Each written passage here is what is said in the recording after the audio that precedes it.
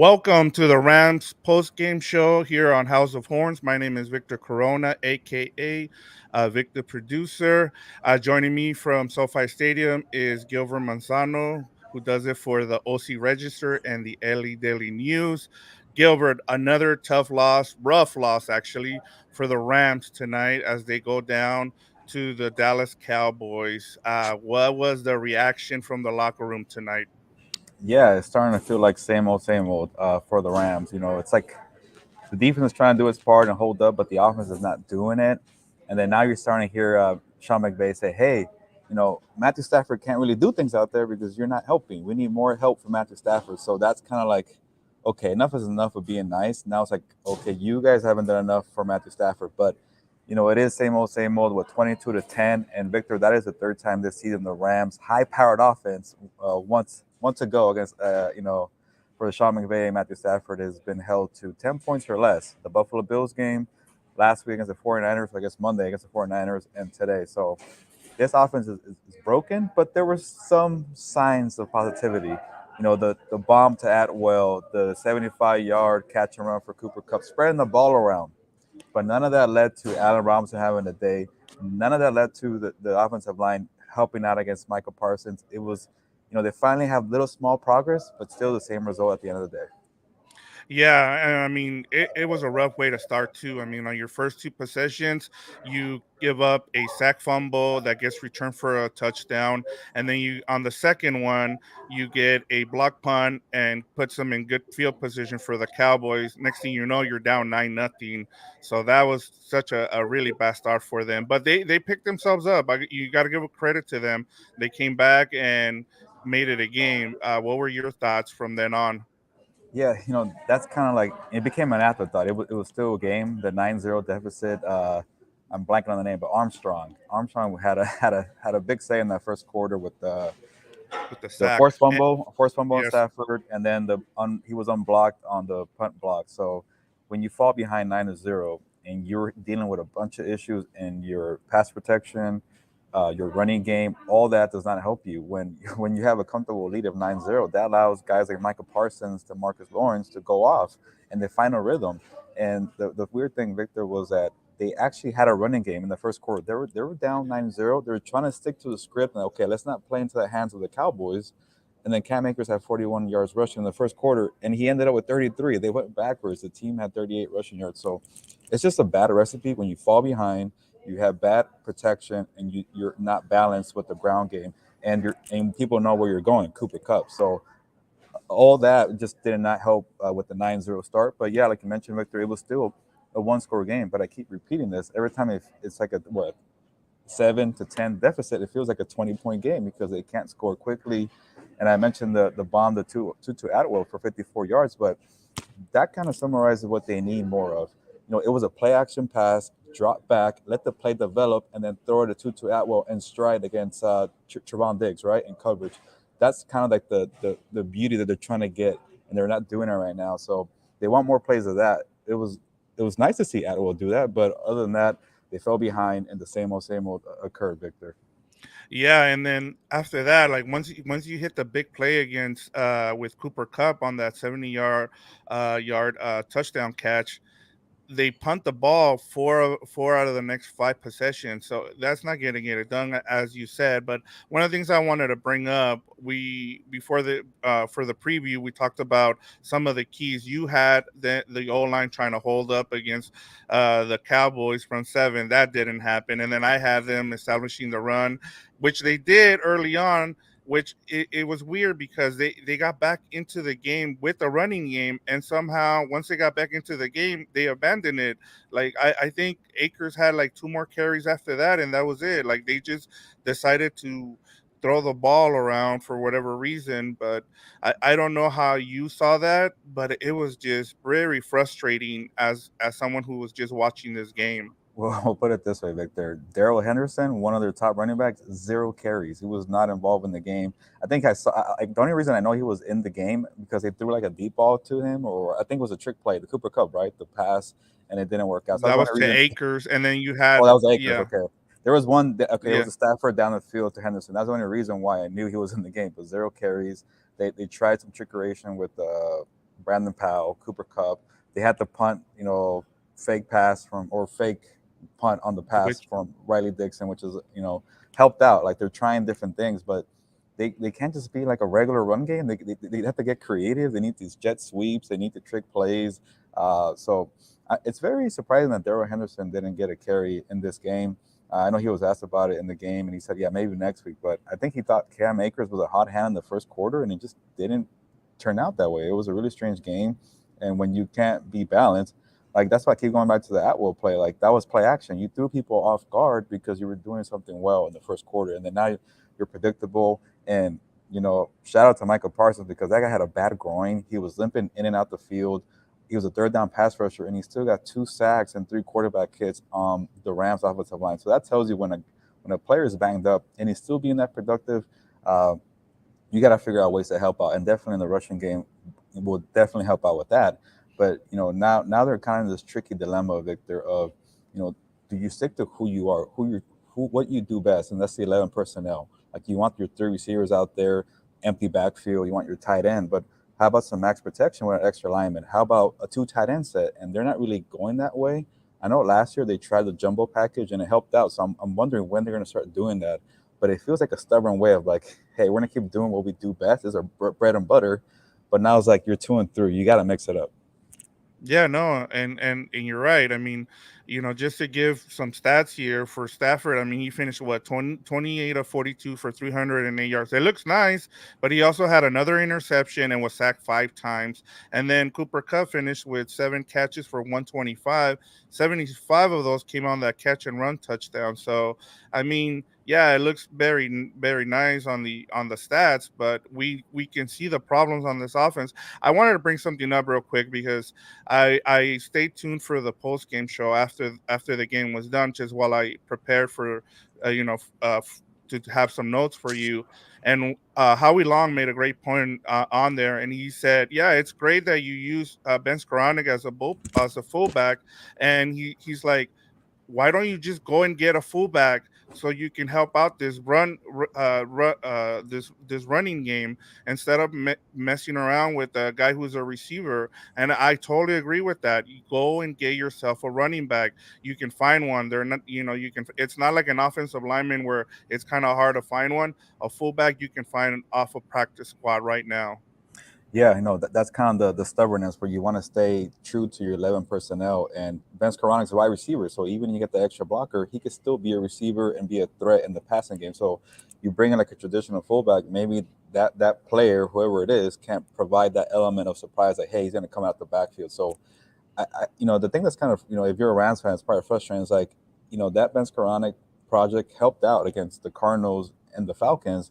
Then when you play elite defensive lines of the Nick Bosa's of the world, and you saw what happened on Monday night, and you try to do it again against Michael Parsons, that's where it gets frustrating for people. So maybe they do that and get help. Victor, maybe you saw this better than I did, but they called him Malcolm Brown for pass protection. Was he even out there to help out? No, I didn't even see him out there. Okay, Yeah. so I don't know if it was just me, but I'm like, they try to do these things with the 11 personnel, and they're not getting creative. And I know I'm new here; it's my first year on the beat, so I'm like, okay, is there like a thing where like, this guy won the Super Bowl last year, Sean McVay. So who am I to say you got to switch it up and try something new? But I know they've done it in the past where they try to avoid some bad offensive line play or avoid some injuries by mixing it up. And that's why he's one of the best coaches in the NFL, Sean McVay, because he's not afraid to kind of throw you off. And yeah, they had some trick plays today, but like, how about some more 2 tight ends? And that reminds me, Victor, I spoke to Kendall Blanton in the locker room, which I'll probably use some quotes later today or maybe tomorrow. It's like, how do you mix it up? Like, how do you tell the Super Bowl winning head coach that it's not working? He's like, we got to be patient. It's only 4 or 5 games. We saw, when things are clicking, this scheme does work. But yeah, you got to mix it up a little bit. But we all trust Sean McVay. So it's getting to that point where, like, okay, what's going on here? Because at the end of the day, he's a play caller. He's the one running the show. And then for me to hear him say, hey, everybody needs to help Matthew Stafford. I'm like, Matthew Stafford could do some things to help out too. And credit to Stafford when he's asked about the help part, he said, I got to do it. I got to look inward. I got to do things better. I can't do a forced fumble on the first drive. So it's definitely a team effort overall here.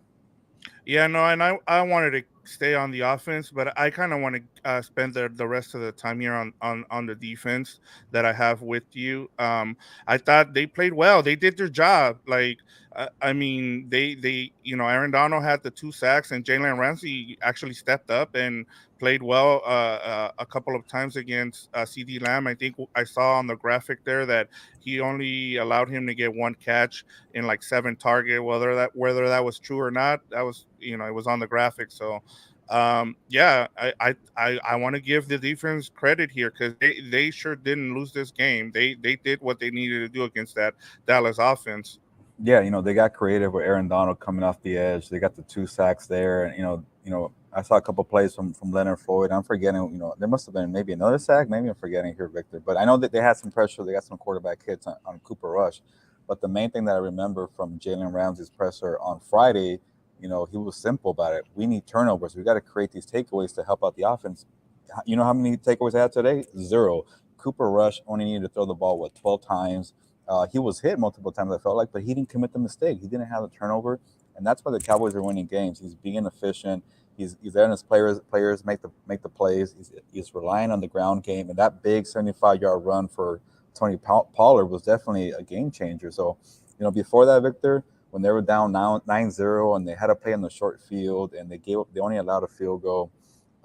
They only had like 29 yards at that point, the Cowboys, but then Tony Pollard went off, broke a couple tackles, had some nice cuts. So the defense is doing its part, but so far they're not getting takeaways. Yeah, one the other person that had a sack was for Jalen Ramsey, where Oh yeah, could have caught he almost caught him blind side there, and almost had he could have forced a fumble there, but Cooper Rush, held on to the ball there. So I mean, there was one opportunity where they could have had a turnover, but like I said, in terms of the defense, they did their job. Like even the Cowboys were running the ball, but they weren't running for a lot of yardage outside of that big run by Pollard, as you mentioned. They just knew what they needed to do. They came in with a game plan.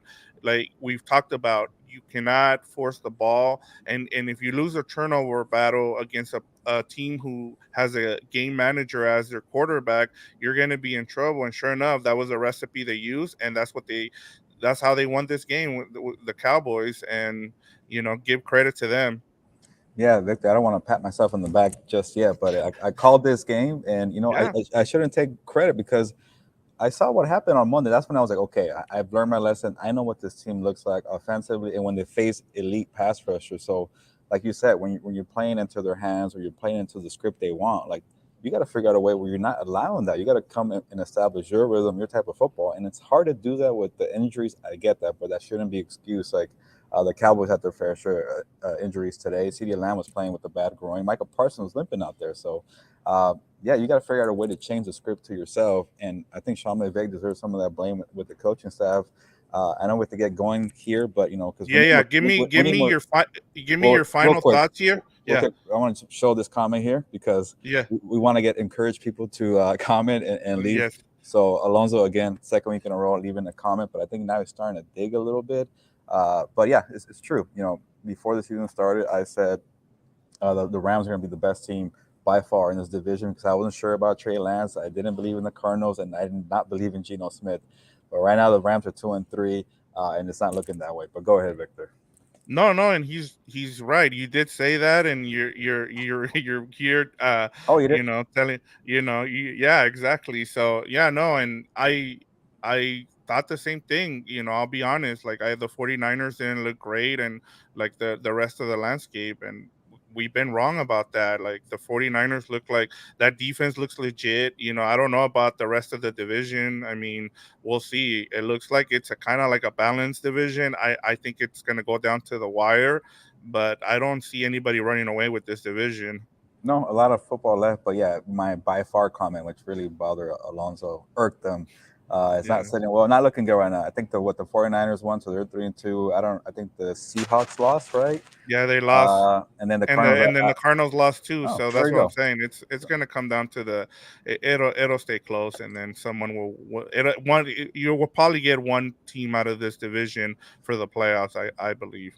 Yeah. Are we ready for these 12 pack of the Yeah, game? yeah. Just if you, unless you have a final thought, we can just move on to who gets the 12 pack of beer. I kind of feel like I'm repeating myself. Like this offense is definitely broken, and like they're making small little steps. Like the at will bomb was cool, the catch and run was cool, but it's just very clunky.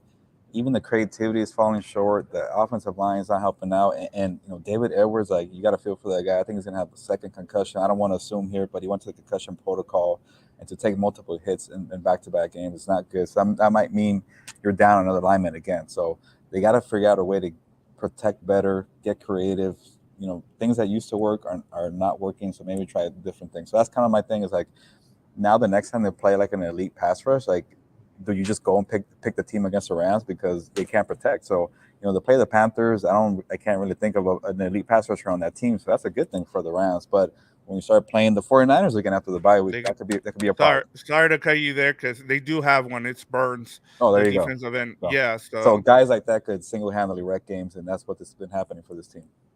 I just don't. But I think they're gonna fire their coach on Monday. Matt Rule might be out by Monday, so they'll be in a good position against the Panthers. At least I think so, because it looks like even Baker Mayfield was seen in a boot, so he might not even play. So at least some things are going to be in the favor of the Rams. Whether they execute, like you said, we'll see. But you know, and then we'll get to the final thing here and just give us your 12 pack of beer player of the game. I Yeah, know it's kind of hard on a losing end, but we have to show some love to some of the players. yeah. How about this? When it's a sad performance for the Rams and they lose, we give them like a bad American beer, like a Budweiser. Like Yeah, we can't give them Modelo's out. We can't give out Pacificos out here because that's the good stuff right there. I know you're right. we're being biased here as Mexicans, but Yeah. who gets my 12 pack of Budweiser? I'll give it to Aaron Donald because he got the 2 sacks there, both coming off the edge. I thought that was cool, some creativity, and that's just kind of the weird thing. Like even on offense, they try to get creative, but it's just really small spurts.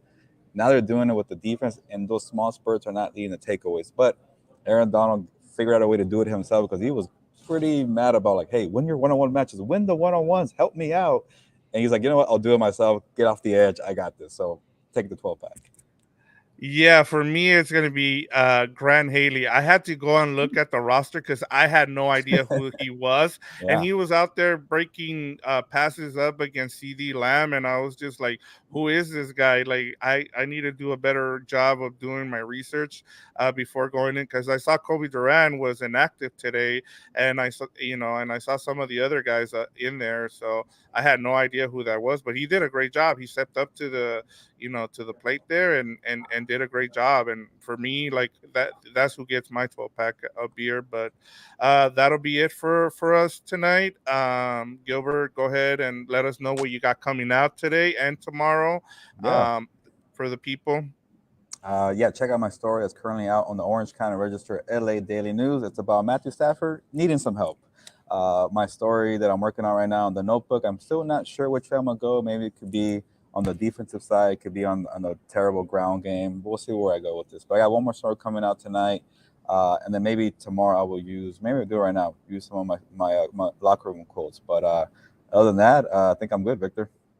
No, and make sure you're following him and getting all that information. He's gonna have some videos from the post game locker room there for you guys. So make sure you stay tuned. And as we see, we got another comment from Alonso complimenting us on our great coverage. So go ahead and end this for us Yeah, tonight. I love the positive vibes. I think the Rams need it. I don't think Alonso's trying to give positive vibes to the Rams, but here on the show, we'll take it. So on that note, ya nos vamos. Pues, vámonos.